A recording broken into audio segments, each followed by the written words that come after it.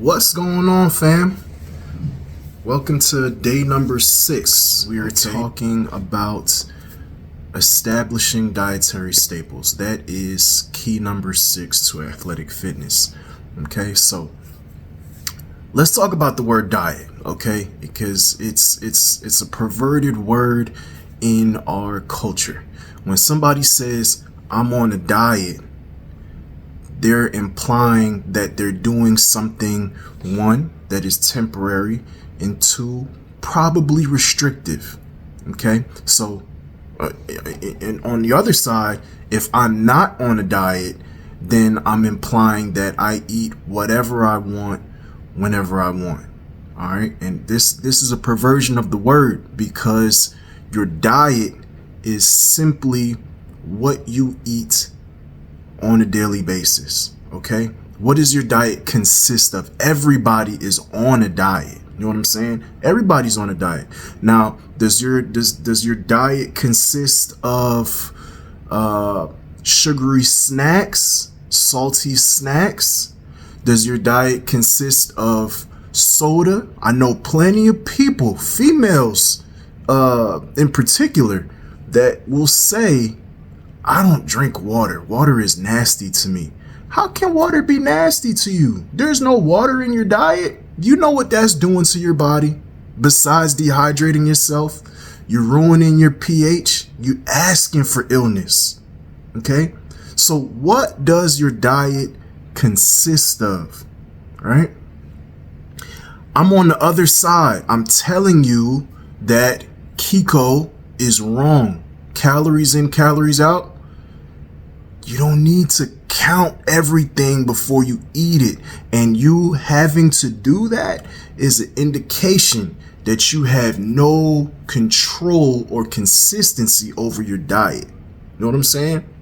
If you consistently eat the same things every day or every week, not to say I'm eating the same thing, but in a week, I know that I'm going to eat some chickpea salad. I know that I'm going to eat some tabbouleh. I know I'm going to eat pears and apples and plums and oranges and grapefruits. I know this. I know I'm going to make some delicious basmati or jasmine rice to eat with dinner. Might not always have the rice, but I know I'm always going to have the mixed vegetables every night. I'm saying I'm going to have the mixed vegetables every night. I'm probably going to have the rice every week.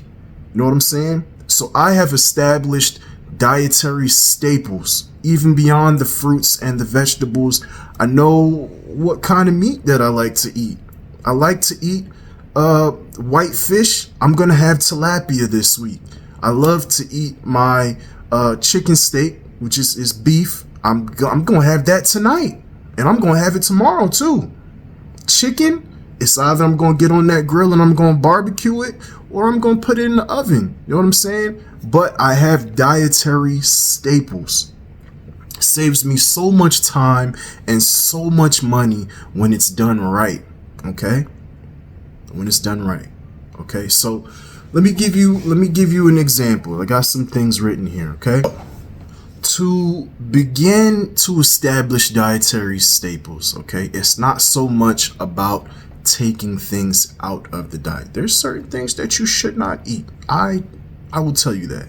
I'm saying, if we're working together, we're gonna do a caloric assessment, and we're gonna see what 24 hours of eating looks like for you, and I'm gonna give you some advice. You can take it or you cannot take it. But establishing dietary staples, that's something that you have to do. Okay? I can help you, I can make suggestions, but something you have to do. And the way you begin is by adding, not subtracting. Okay, so you're gonna have to find and commit to consistently adding something to your diet that is highly nutritious and satiating for either your breakfast, your lunch, or your dinner. You know what I'm saying? For example, okay, I don't really eat breakfast, period. I have about 2 meals. I maybe have 2 meals and a snack, or maybe a snack and a big meal and a snack. Right? So what's the snack look like? I might have some Greek yogurt. Okay? If I have half a cup of Greek yogurt, I put some blueberries on there. I put some granola on there. Now look, I've added something to my diet. I know that I got about 20 grams of protein or so. It depends how much I eat. I got maybe 300, 400 calories. Depends how much I eat. You know what I'm saying? Or I'm going to do a chickpea salad. And I love chickpea salad. If you find some good Syrians that know how to make chickpea salad, trust me, man, you'll love that one. And then again, that chickpea salad, I eat half a cup. I eat a cup. Now I know I had 400 or 500 calories. I know that I had maybe about 30 grams of protein. You know what I'm saying? I chose to add something in my diet that I know I'm going to eat every week at a certain time of the day, and that portion of my caloric intake is spoken for already. You know what I'm saying? I don't need to count it, because it's not like, well, I'm going to have the chickpea salad today, but today I'm only going to have a spoonful. Let me see how much that is. Or tomorrow I'm going to have 2 cups of it. No, I'm not. I'm probably going to eat about the same amount each time I eat it. You know, go ahead and snack on it. And I already know what that is for me. But when you put yourself in a situation where you won't prepare your own food, now you are depending on somebody else to prepare it for you, and they doing it in a way that is beneficial to them, not you. So they're going to do it in the cheapest possible way. And then I have to start counting and wondering what it is that I'm eating, and you're wasting time and money. Okay. And you're wasting your health. Okay. Second point that I want to make about adding the dietary staples to your daily routine, right? They're going to take the place of the high calorie items that you're eating out of convenience. I'm running around with the kids. I grabbed the Snickers bar because I seen the commercial that said, "Hungry, grab a Snickers." You know what I'm saying? So I went and I grabbed that Snickers, and I didn't really need to eat that, but I wanted to just put something in my stomach. You know, sometimes, a lot of times, you're not hungry, you're malnourished. Okay? If you are somebody that wakes up in the morning and 9 o'clock, 10 o'clock, 11 o'clock comes, and you get to the point where you're like, oh my God, I'm woozy, I'm dizzy, I don't feel good, I feel faint, I need to eat. You're malnourished. Okay?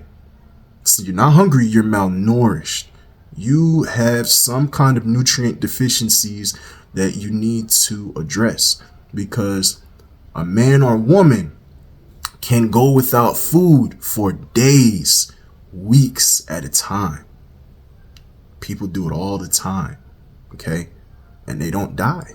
Why is that? Because the body knows how to sustain itself, and the body will go ahead and eat its fat and its bad cells and clean itself up and actually operate better without that food, okay? So adding these dietary staples and making them things that are highly nutritious and satiating is going to help you pull back on those other items that you don't need to eat. Last point I want to make about establishing the dietary staples, right?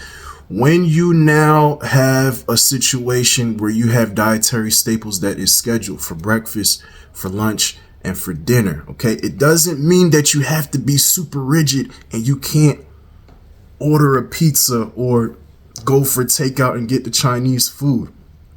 You will be more comfortable doing these things because now, like I said, you've already established that your caloric intake for the day or for this week is going to include this and that and that, and all of those things are nutritious and satiating. So if I want to just, I want to do a little something different, it's fine because you already covered yourself.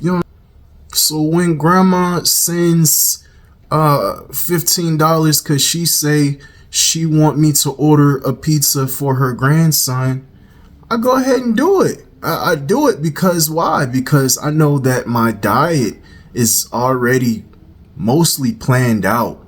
You know what I'm saying? And me going and eating something outside of the diet is not going to hurt me or grandson because we eat excellent on a consistent basis.